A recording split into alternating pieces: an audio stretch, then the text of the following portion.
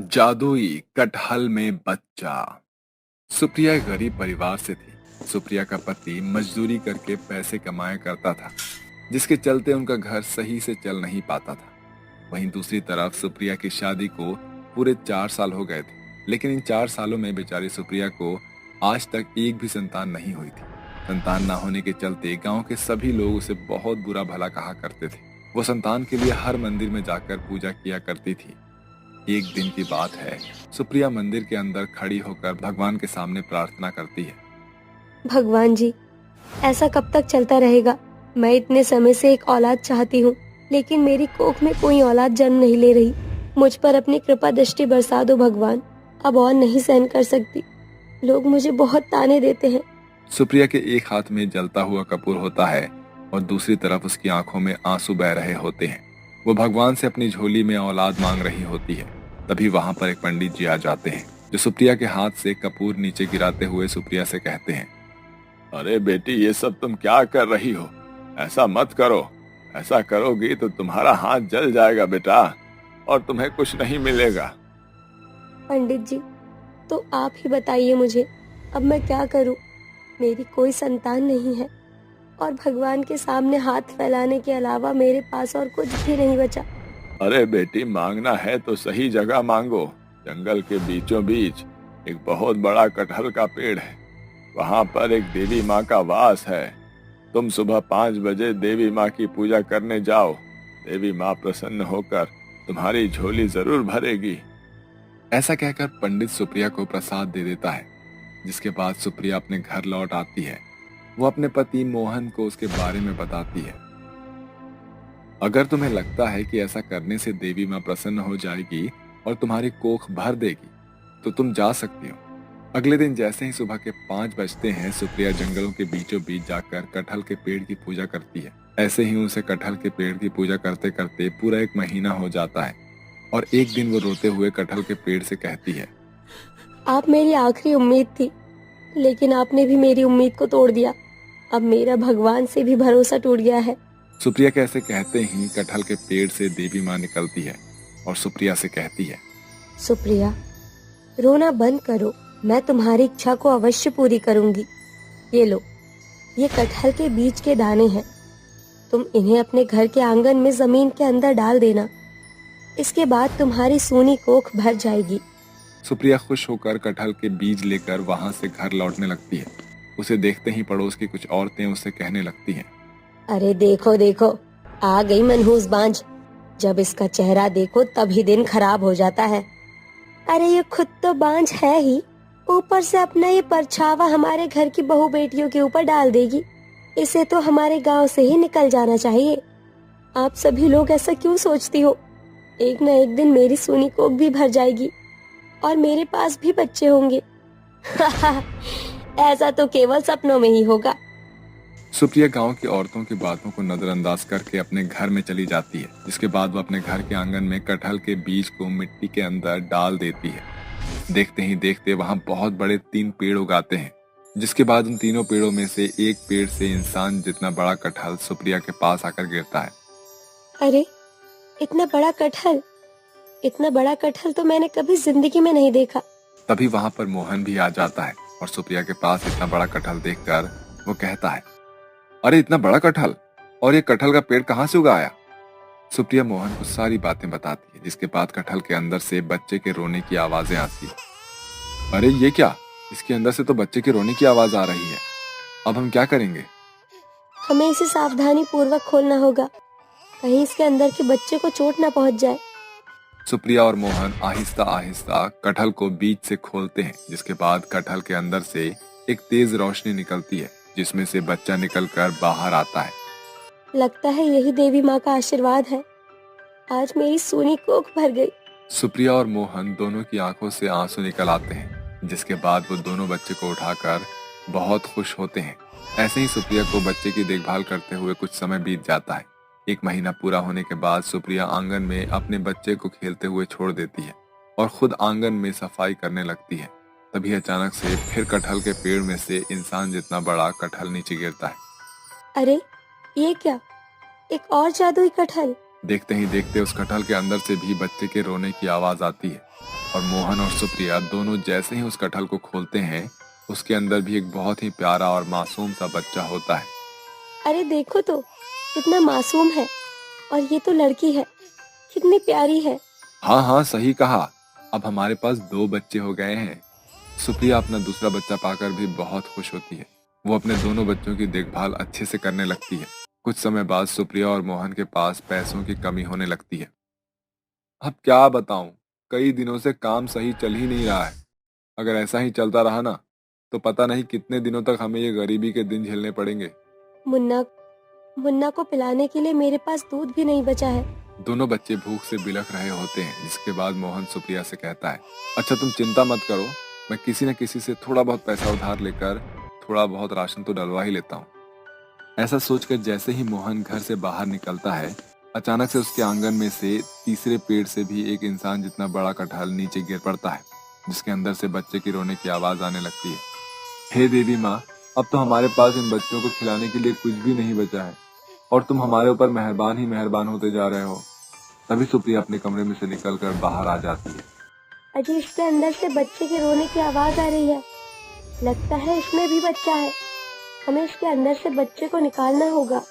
जैसे ही मोहन और सुप्रिया जादुई कटहल के अंदर से बच्चे को बाहर निकालते हैं, उस कटहल के अंदर बच्चे के साथ साथ बहुत सारे सोने के सिक्के भी होते हैं। अजी, ये सब देखिए, कितने सारे सोने के सिक्के हैं। मुझे तो यकीन ही नहीं होता। ऊपर वाला जब भी देता है, छप्पर फाड़ कर ही देता है।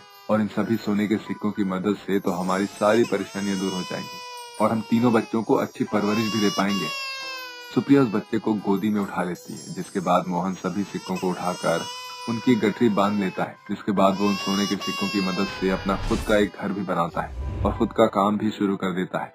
देखते ही देखते उनकी सारी परेशानियां दूर हो जाती हैं और अब वो अपने तीनों बच्चों के साथ खुशी खुशी रहने लगते। 3 आंख वाला जादुई घोड़ा।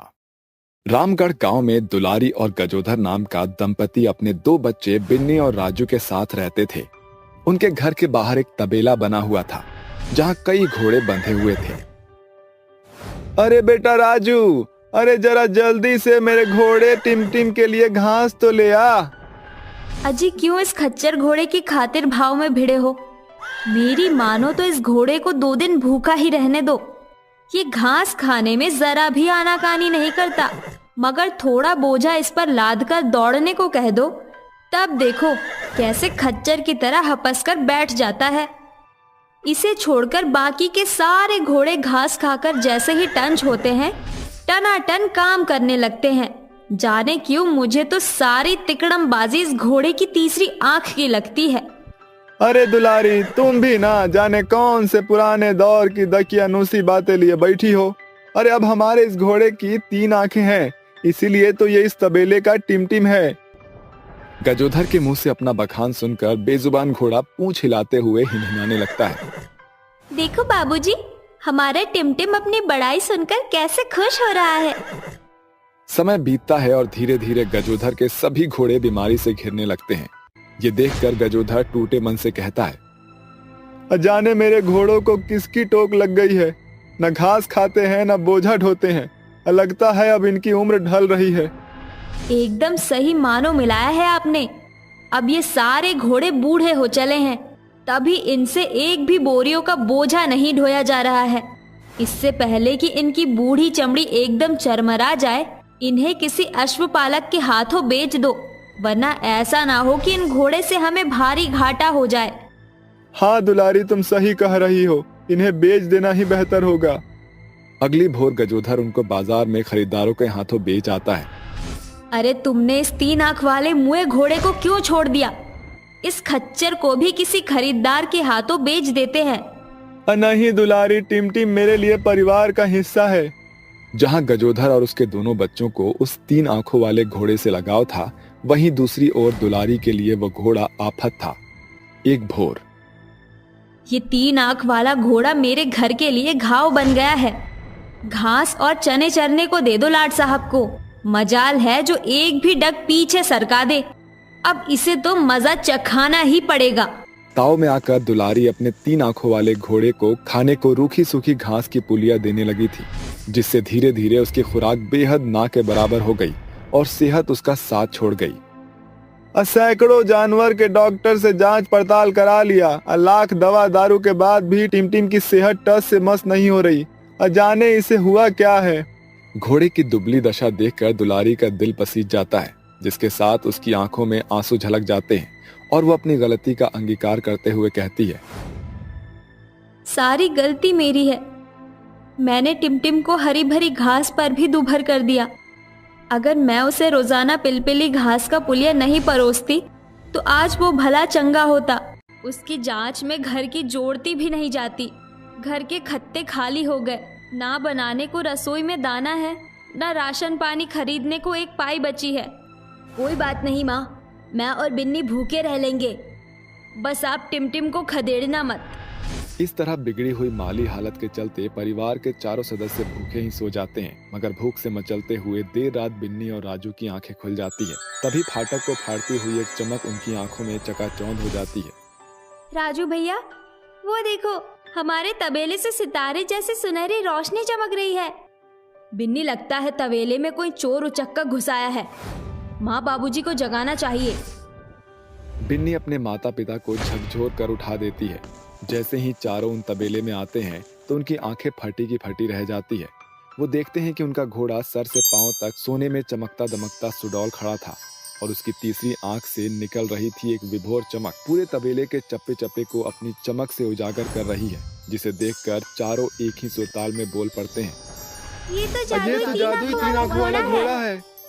तुम सभी जन ने सही पहचाना। मैं जादुई 3 आंखों वाला तिलिस्मी घोड़ा हूँ, जो कुछ बरस पहले दूर बसे मनिहार राज्य के राजा के रथ तांगे से बंधा था। केवल राजा को मेरे जादुई त्रिनेत्र के बारे में जानकारी थी, परंतु ये खबर बहुत दिनों तक छुपी न रह सकी और फिर मुझे हथियाने की होड़ में राज्य के कुछ भूखे भेड़ियों ने राजा को मार दिया और मैं वहां से भाग निकला ताकि मैं गलत हाथ में ना पड़ूं। और यहाँ तुमने मुझे खरीदा तो पहले दिन से मैं तुम दंपति को परख रहा था और आज जो कि मैं तुम्हें भांप चुका हूँ, इसलिए मैं तुम्हें प्रतिफल देता हूँ। मेरे जादुई 3 आंखों वाले तिलस्मी घोड़े, क्या तुम मुझे खाना दे सकते हो? मैं और बिन्नी भूखे हैं। राजू, मैं तुम्हें खाना तो नहीं, मगर वो धन दे सकता हूँ जिससे संसार की सभी चीजें तुम्हें संत मेत में पाओगे। ऐसा कहते हुए जादुई 3 आंख वाला तिलिस्मी घोड़ा अपनी आंखों से सोने के सिक्के बरसाने लगता है। देखो दुलारी, तुम्हारे दुखों का खात्मा तुम्हारे सामने है। गजोधर, तुम सुबह होते ही इन सोने के सिक्कों को बेचकर अपने बाल परिवार की जरूरत पूरी करना। भोर होते ही गजोधर उन सिक्कों को एक बड़े सुनार से सौदा कराता है, जिससे उसके घर का चूल्हा जलता है। जादुई घोड़ा हर एक रात उन्हें खूब सारा धन देता है, जिससे गजोधर के घर पर मंडराती हुई गरीबी की बदरा छट चुकी थी और वो रामगढ़ गांव के सबसे रईस घराने की पहली श्रेणी में शुमार हो गए थे। एक दिन मनसुख गजोधर के पास आता है। अरे मनसुख, तू कितने वक्त बाद मुझसे मिलने आया है? अरे क्या बात है? अब मेरे यार, तेरे चेहरे पर ये चिंता की लकीरें कहाँ उभरी है भाई? गजोधर, मेरा घर बार सब कुछ बाढ़ में बह गया, जिस कारण मुझे अपने बाल परिवार के साथ रातों रात पलायन करना पड़ा। तो क्या तू मेरे ही गांव में रह रहा है? हाँ मेरे भाई, मगर मेरे हाथ बड़ी तंगी से जकड़े हुए हैं। न जेब में एक खोटा सिक्का है, न सर पर छत है। मैं तो दोनों ही सूरत में हारा बैठा हूँ। न एक जिम्मेदार पति बन सका और न एक बेहतर बाप। तू हताश मत हो, आ मेरे संग। गजोधर मनसुख को लेकर तबेले में आता है। ए मेरे जादुई 3 आंखों वाले घोड़े, मेरा दोस्त मुसीबत में है, इसकी मदद करो। ये सुनकर जादुई तिलिस्मी घोड़ा बड़ी होड़ के साथ हिनहिनाते हुए सर से पूंछ तक सोने के ढांचे में बदल जाता है, जिसके साथ उसके तीसरी आंख से तेजोमय रोशनी के साथ खूब सारे सोने जमीन पर बिखर आते हैं। खौफ न खाओ मनसुख, आगे बढ़ो और अपने हक का सोना उठा लो। ये क्या चर है? ये घोड़ा तो इंसान की भांति बोलता है और जादूगर की तरह करिश्मा दिखाता है। मनसुख, दरअसल ये 3 आंखों वाला तिलिस्मी घोड़ा है जो बेबस और बेसहारों की मदद करता है। मनसुख जादुई 3 आंखों वाले घोड़े को तहे दिल से शुक्रिया बोलकर चला जाता है। समय बीतता है। एक दिन खेतन गजोधर का किवाड़ खटखटाता है। अरे खेतन भाई, आप? हाँ भाई, गजोधर है क्या? जी, वो तो काम से बाहर गए हैं, मगर आप इतने परेशान क्यों हैं? क्या कहूँ भौजी, अब की बार सारी फसल बर्बाद हो गई है।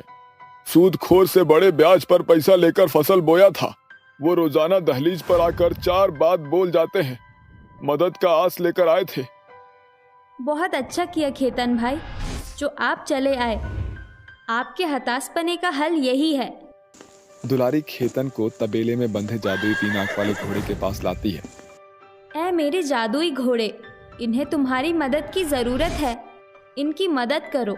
इससे पहले खेतन कुछ समझ बूझ पाता, घोड़ा बड़े हुड़दंग के साथ हिनहिनाते हुए सोने में ढलकर सोने के सिक्के की बरसात कर देता है। ये क्या बला है भौजाई?